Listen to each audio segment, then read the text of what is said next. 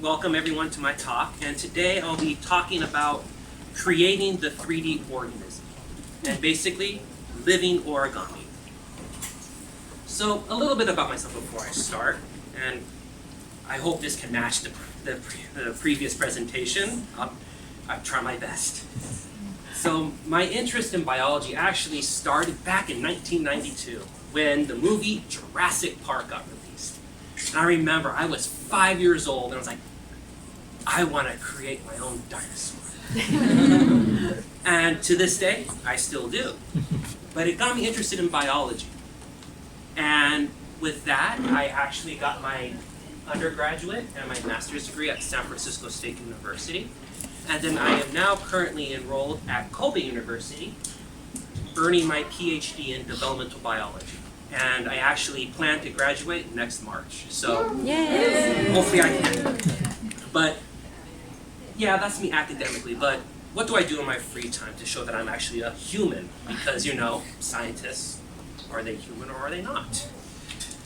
So one thing I actually like to do is I like to work with my hands. And that's one of the reasons why I'm actually doing very good in biology and why I love biology is I can use my hands. So my hobbies are basically doing a lot of woodwork and actually doing forging and actually creating stuff from raw steel. It's actually really fun. And I'm also, again, this is the nerdy part of me, I'm actually into Warhammer 40K, which is a tabletop game. And while I absolutely suck at the game, because me and dice do not mix, I'm actually more interested in the modeling and the painting aspects. So I love working with my hands and making and crafting these little miniatures.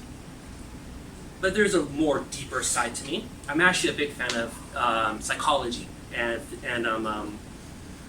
philosophy. And my favorite author is Arthur Schopenhauer.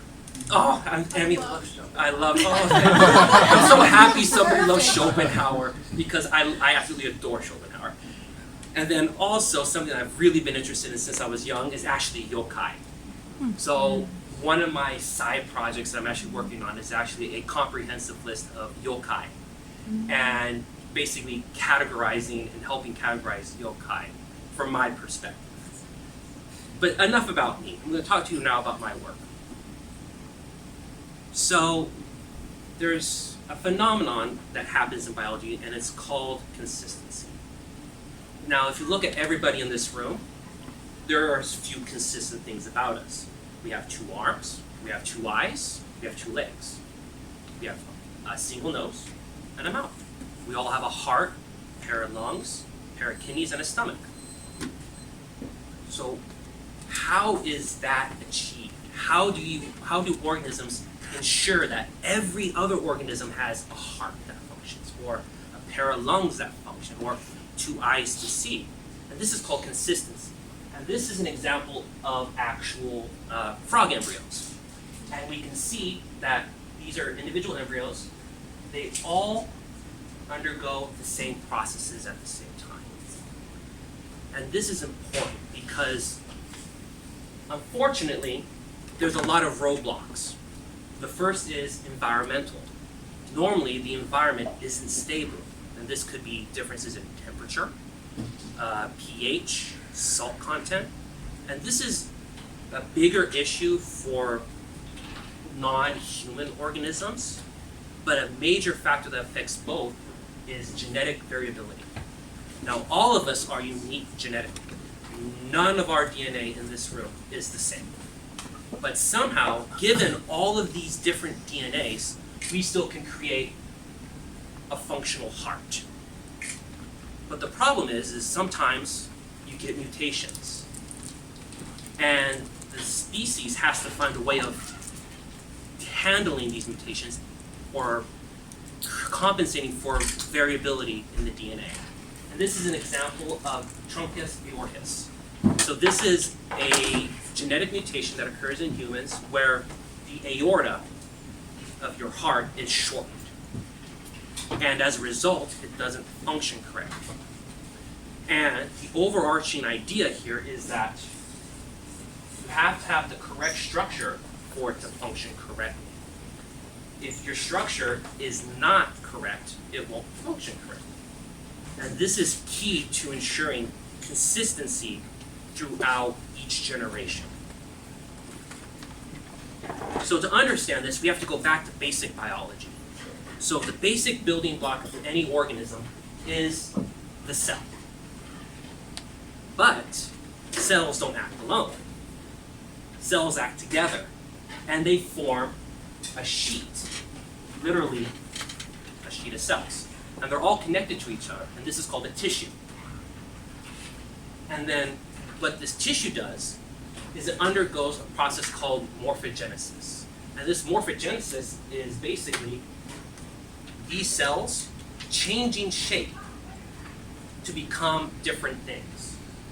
And in multicellular organisms like us, the result of these changes gives rise to a functional organ.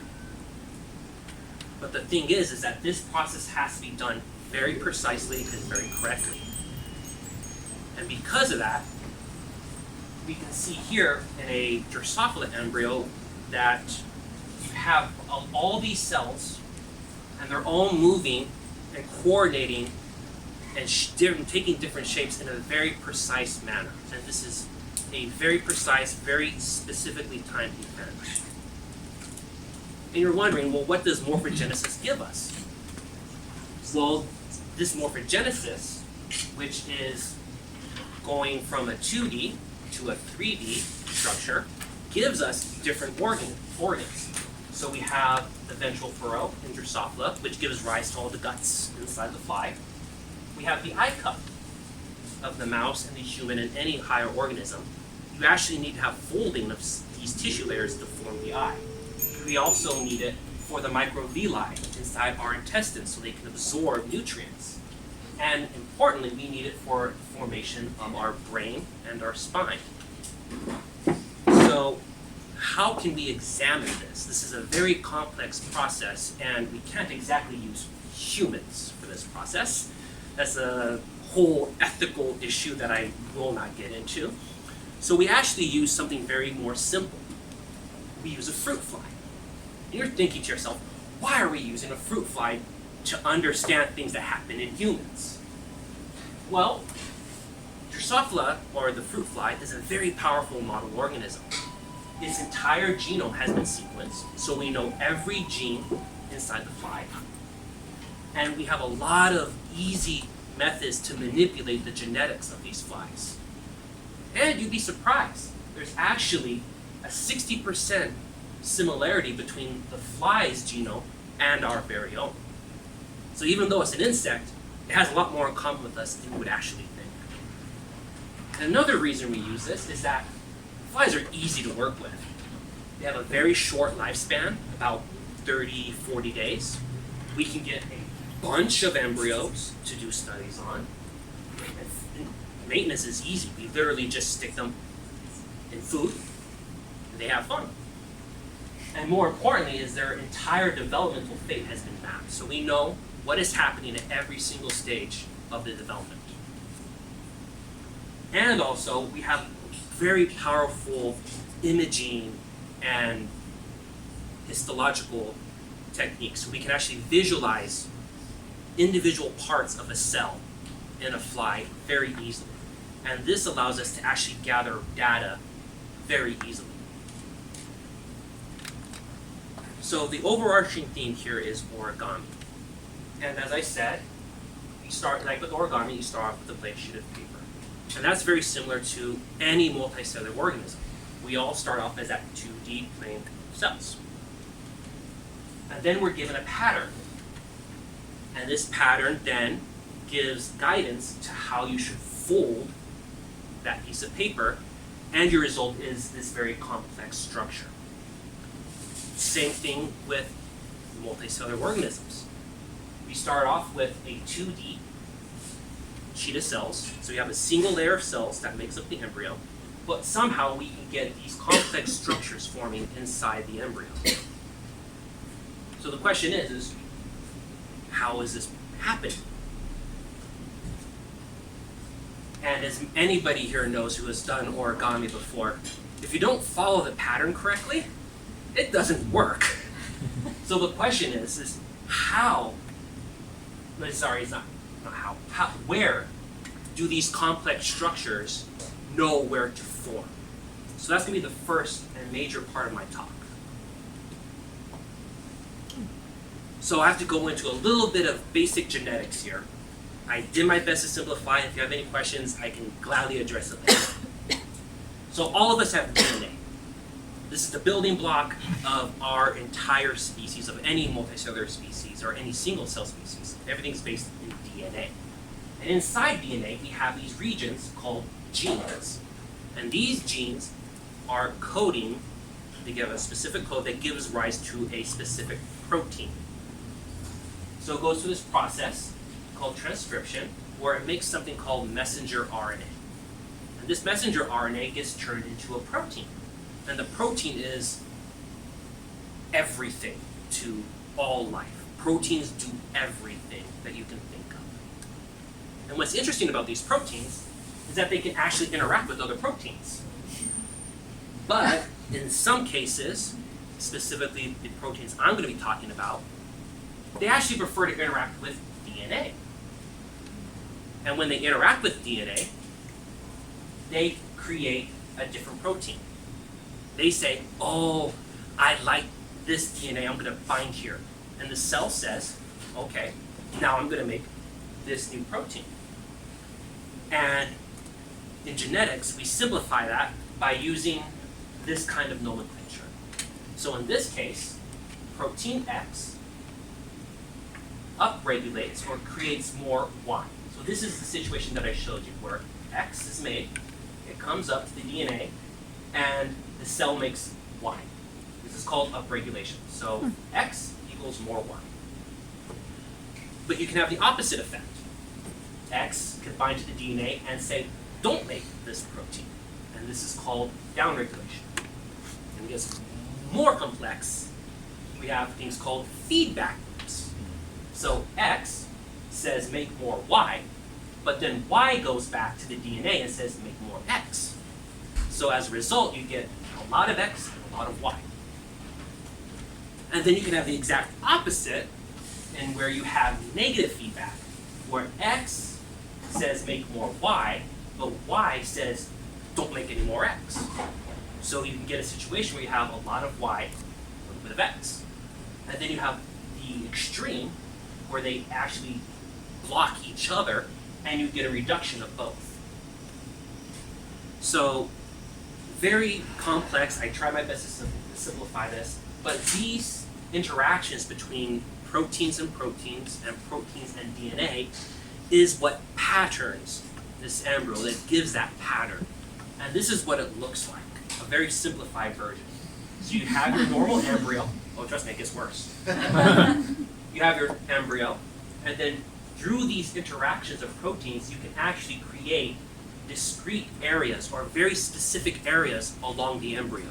And each of these areas gives rise to a different set of features. So it's so this is called segmentation.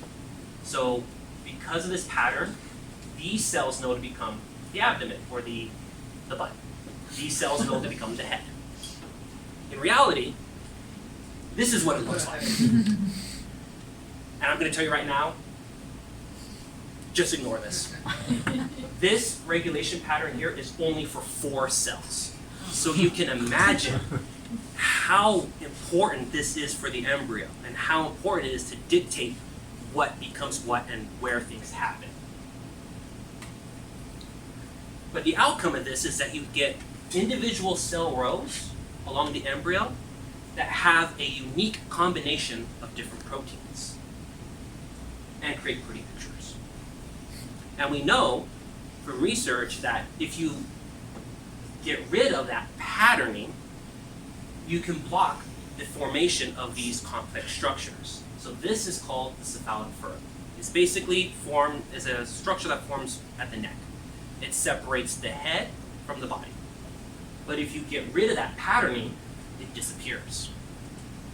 And we also know that if you change this pattern, you can change the structure. So in this situation, you have this normal pattern that makes stripes throughout the embryo, But if you push the expression of this gene more to the butt, so you basically squeeze everything to the back, this structure will actually follow and it will move more towards the butt. So this shows that this pattern is very important for the creation of these more complex organisms. So we've shown that you need this very precise pattern. But the question is how do you interpret this pattern? How do these cells respond to this pattern? And for that, we have to understand what is happening locally at these specific areas. So I need 2 volunteers. I need 2 volunteers. Please, 2 volunteers. Okay, 1 volunteer, 2 volunteer. All right, come up here. So we're going to interact with each other like cells would. So I'm doing this because understanding this from pictures is very difficult and it's easier to see in person. So I want you to literally, I want both of you to stand like this. I want you to keep your arms very strong. And I'm going to come in. Right? So we are cells, and we are connected to each other. Now, what happens if I step forward? You're going to pull the cells. I pull the cells with me.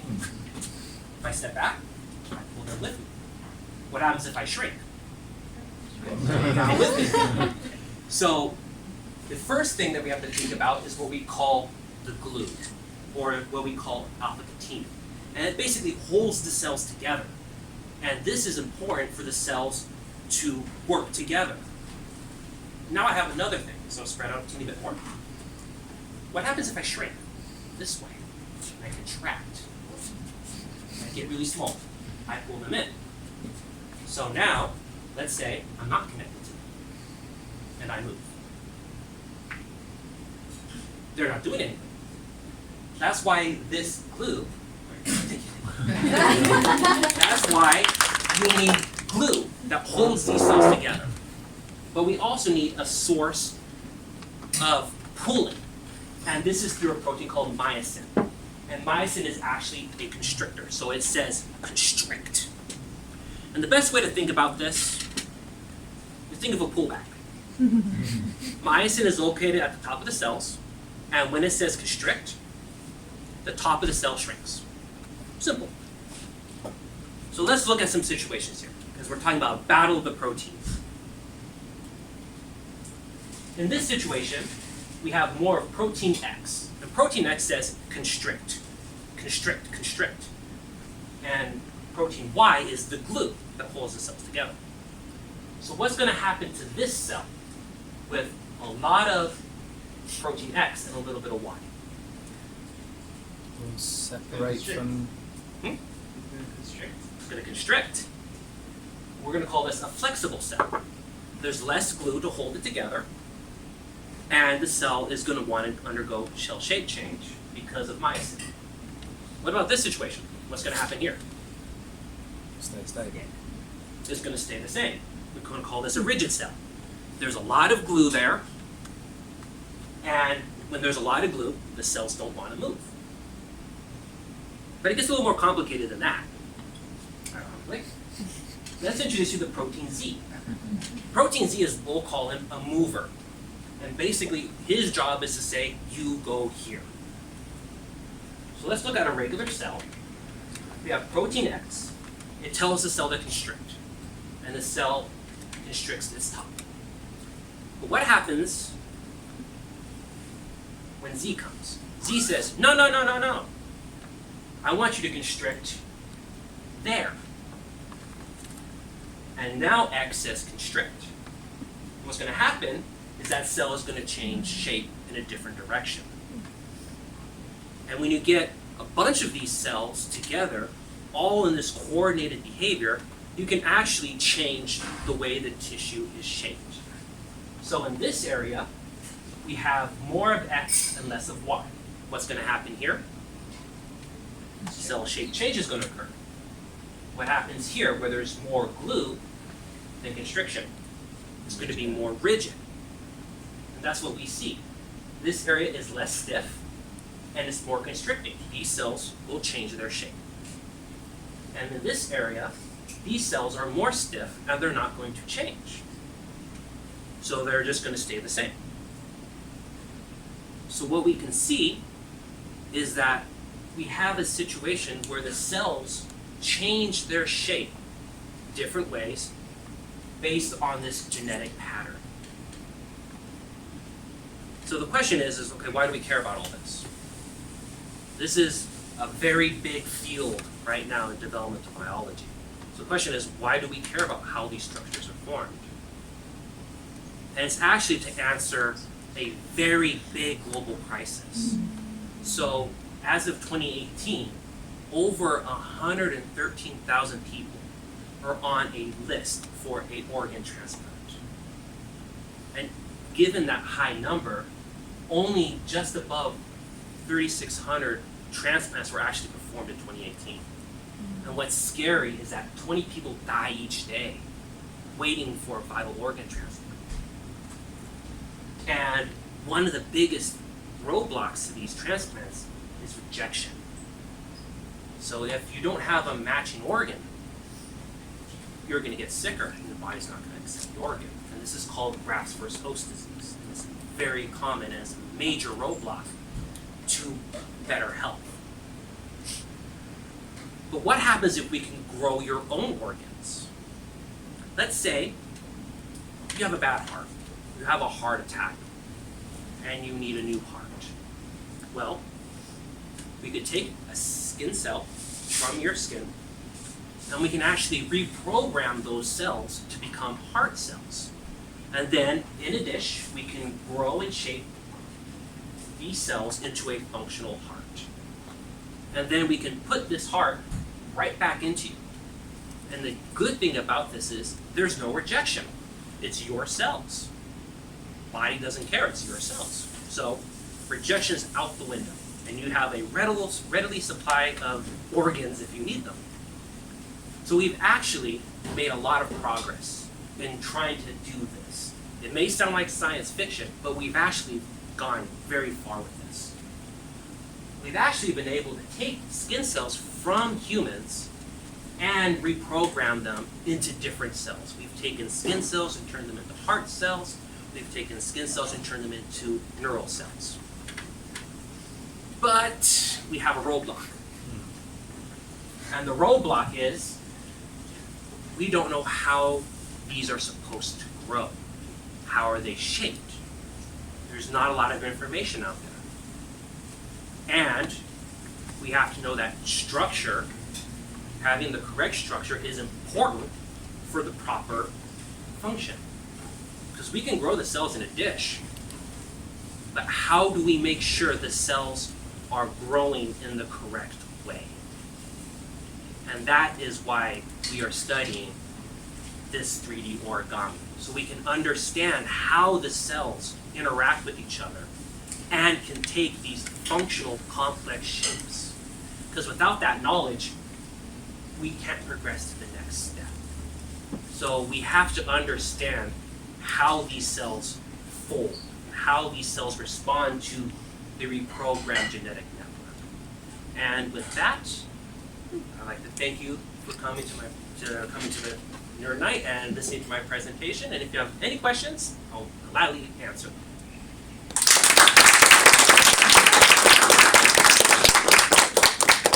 Okay, questions? Yes. Thank you for your great talk. Yeah, on the other hand, this is a controversial issue about the clone technique, which is generate cells without. Yeah, and it is also expected that this clone technique enable us trans organ without rejection. But what is the difference between clone technique and your technology? That Right here? yes. Actually, there really is no difference.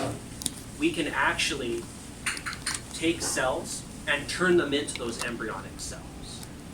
The key difference, though, is with the cloning technology, you have to use an embryo. So you have to sacrifice an embryo to get the cells. But with this process, which has been done a lot in biology, it's pioneering. And there was actually a Japanese professor that won a Nobel Prize for pioneering this technology. So, Yamanaka, right? Yeah, Yamanaka. So, the difference between this is basically the source. With this technique, you can just literally scrape off your skin. And you don't have to grow up an embryo and then sacrifice the embryo. You can literally create it from your body right now. And that is, other than that, they're pretty much behave the same way. But the big difference is that using the embryo, the cloning technology, somehow those cells understand this process. They somehow inherently know how to fold and how to change shape. But the problem is when we use the other technique where we can take your skin, we don't really know if those cells understand this process. And that is why we have that roadblock. It's because we're changing what those cells do. Do they remember how to make a heart or a lung? So that is the roadblock that we are trying to understand in this research. Okay, thank you very much. Yes. So, you said that one of the main areas in research now is trying to understand the patterns, trying to work out what the map is. How far have we come in that part of the research so far? Are there any fruit fly cells, for example, that we have been able to construct a reasonable pattern for? Or is this still the early stages of that? So, two-part answer. So, flies are they're really nice to work with, but at the same time they're very difficult to work with. They don't exist as single cells. They share cytoplasm, so they're not individual cells. But we have done a vast amount of work in actually recapitulating and remaking the eye. So this right here is actually grown in a dish. So we've actually been able, researchers have actually been able to get a basic pattern and get the cells to obey the basic pattern. So we are making a lot of progress, but this is a situation where you can never know enough about it. But we have made great progress to actually creating functional organs in a dish. May I add? Yes. We've done that in human too. Yes. With cartilage, especially, it works wonders. Oh. Yeah. So we have with iPS cells, Yes, we yes. created like functional cartilage, and that's right. They actually inherently understand how to create the proper structure Yes. without any, with a little bit of inputs like external exogenous compounds that Okay. input in the medium, but they understand themselves. Yeah. I'm a cartilage cell, so I'm gonna go there. I'm a support cell, so I'm gonna go there. Yes. It's And fantastic. And Yeah. are we able to see how the protein strains are developing to give us that map when we grow cartilage cells, or is it a case of we're able to see them do it, but we're still kind of working out how they program it? We can. I mean, if you cut and stain with the right antibodies, like you have that shape. If you get the other shape, you can like illuminate some parts, and you can compare. Like this is a correct structure. So yeah, there's like the beautiful pictures you show, like the Yes. fluorescence. Yeah, those kind of. Yeah. So, Good to and that's one of the benefits of using flies is that we can actually see this pattern being formed in real Yeah, life. to observe the whole embryo. So we can do a time-lapse image and we can actually see these patterns forming. Benefit to Drosophila versus working with human, because you can't do that in human easily. But yeah, So these cells somehow know what to become, but we have to make sure that they do the right thing and become the right thing, and that's where this research is. We're out of time. Okay, so that's it. So if you'd like to Perfect.